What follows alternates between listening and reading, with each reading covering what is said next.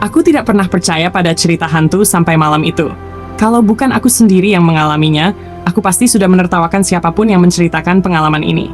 Tapi malam itu, di ketinggian 35.000 kaki, sesuatu terjadi. Sesuatu yang akan terus menghantui tidurku selama bertahun-tahun.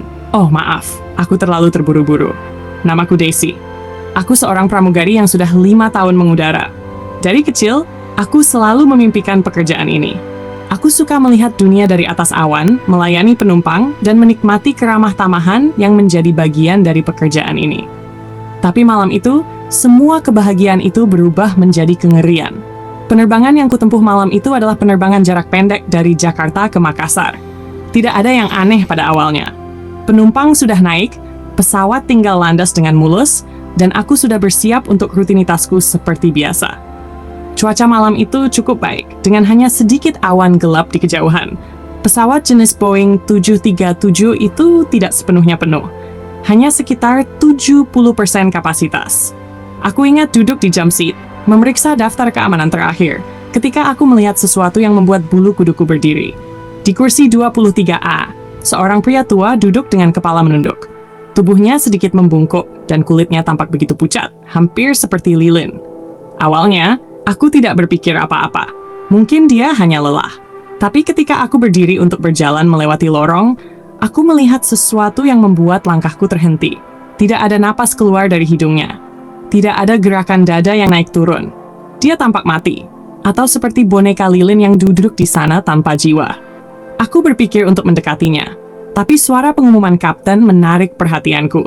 Kami baru saja melewati ketinggian jelajah, dan aku harus bersiap untuk melayani penumpang. Namun, rasa penasaran itu tidak hilang. Aku terus merasa ada yang salah dengan pria itu. Tapi aku tidak tahu seberapa salah segalanya akan menjadi. Saat aku mulai melayani penumpang, aku berusaha melupakan pria di kursi 23A. Aku meyakinkan diriku bahwa mungkin aku hanya terlalu lelah atau imajinasiku terlalu berlebihan. Tapi perasaan tidak nyaman itu tetap ada. Seperti ada sesuatu yang salah di sudut mataku yang tak bisa kuabaikan. Setelah melayani beberapa penumpang di barisan depan, aku tak sengaja melirik ke arah barisan 23. Aku hampir menjatuhkan nampan di tanganku. Pria tua itu masih duduk di sana, tapi kali ini kepalanya tidak menunduk. Dia menatap lurus ke arahku. Matanya bukan seperti mata manusia, pucat, kosong, tanpa kehidupan. Tapi anehnya, aku merasa seperti ditusuk oleh tatapannya. Aku buru-buru berpaling dan mencoba melanjutkan pekerjaanku. Tapi tubuhku mulai merasa aneh, dingin, meskipun kabin pesawat selalu hangat. Ketika aku melewati barisan itu lagi, aku tidak bisa menahan diri untuk tidak melirik ke arahnya. Dan kali ini, dia tersenyum. Senyumnya tipis, hampir tak terlihat, tapi cukup untuk membuat jantungku berdegup kencang. Aku memutuskan untuk memeriksa daftar manifest penumpang. Aku harus tahu siapa dia. Jadi aku kembali ke galley dan membuka daftar itu. Ketika aku mencari nama di kursi 23A, darahku terasa berhenti mengalir. Nama di kursi itu kosong. Tidak ada yang seharusnya duduk di sana. Aku mencoba tetap tenang dan berpikir rasional. Mungkin ada kesalahan pada daftar manifest. Tapi logikaku mulai runtuh saat aku mendengar suara samar di telingaku. Suara napas, berat dan lambat, seperti seseorang sedang berdiri tepat di belakangku. Aku berbalik cepat tapi tidak ada siapa-siapa. Aku menelan ludah, berusaha mengatur napas. Ini hanya imajinasi, bisikku pada diri sendiri. Tapi suara napas itu muncul lagi. Kali ini lebih jelas di sebelah kiriku. Aku menoleh dengan gemetar. Dan di luar kaca galley, aku melihat pantulan pria tua itu. Berdiri. Tapi dia tidak ada di lorong. Aku merasa lututku lemas. Pria itu tidak mungkin bergerak dari kursinya tanpa melewatiku. Tapi pantulannya jelas ada di sana. Menatapku, senyum tipis itu masih menghantui wajahnya. Aku ingin lari. Tubuhku memohon untuk menjauh dari galley, dari pantulan menyeramkan itu. Tapi kakiku terasa tertancap di lantai. Aku hanya bisa berdiri di sana, memandangi kaca galley yang memantulkan pria tua itu dengan senyum menakutkannya. Aku mengalihkan pandangan ke lorong. Kursi 23A tampak kosong. Tapi saat aku kembali menatap kaca, pria itu masih ada di pantulan. Bagaimana mungkin dia ada di sana, tapi tidak di kursinya? Sebuah suara keras tiba-tiba menggema di kabin. Suara dentuman seperti sesuatu terjatuh. Aku tersentak dan segera berlari menuju sumber suara di barisan belakang. Beberapa penumpang mulai menoleh, bingung dengan keributan itu. Di lorong dekat kursi 23, Aku melihat sebuah nampan makanan tergeletak di lantai. Makanan berserakan, tapi tidak ada seorang pun di sekitar yang mengaku menjatuhkannya. Aku memungut nampan itu dengan tangan gemetar, merasa tapan tak terlihat mengintai dari semua arah. Ketika aku berdiri kembali, aku melihatnya lagi. Pria tua itu sekarang duduk di kursinya, kepala menunduk seperti semula, tapi ada sesuatu yang berubah. Di pangkuannya, ia memegang sesuatu, sebuah buku usang dengan sampul lusuh. Aku tidak yakin sebelumnya dia membawa buku itu. Aku memutuskan untuk mendekatinya. Meskipun seluruh tubuhku dipenuhi ketakutan, ada sesuatu yang memaksaku untuk mengetahui lebih jauh. Ketika aku berdiri di samping kursinya, aku mencoba berbicara. Suaraku bergetar. "Pak, apakah Anda baik-baik saja?" Dia tidak menjawab. Tidak ada gerakan, hanya keheningan. Aku perlahan-lahan mengulurkan tangan untuk menyentuh bahunya, tapi sebelum aku sempat menyentuhnya, kepalanya tiba-tiba terangkat. Matanya menatapku tajam. Aku terhuyung ke belakang, hampir jatuh. Mata itu bukan mata manusia, penuh kegelapan seperti lubang tanpa dasar. Dan bibirnya bergerak, tapi suara yang keluar bukan suara manusia.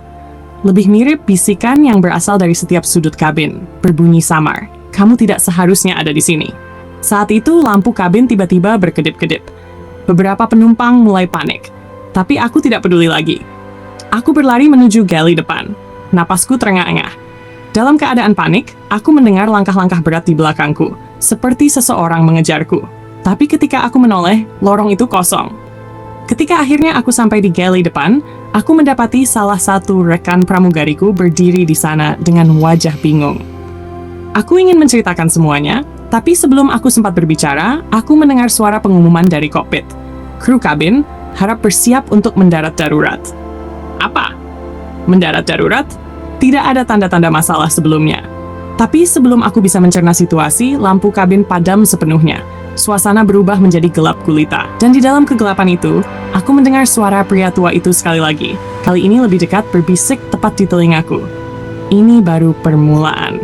Kesimpulan, pengalaman malam itu benar-benar mengubah hidupku. Setelah pendaratan darurat yang entah bagaimana berjalan lancar, aku segera keluar dari pesawat dengan tubuh yang masih gemetar. Tidak ada yang tahu apa yang terjadi sebenarnya. Rekan-rekan pramugariku tidak melihat apa yang kulihat, tidak mendengar suara-suara itu.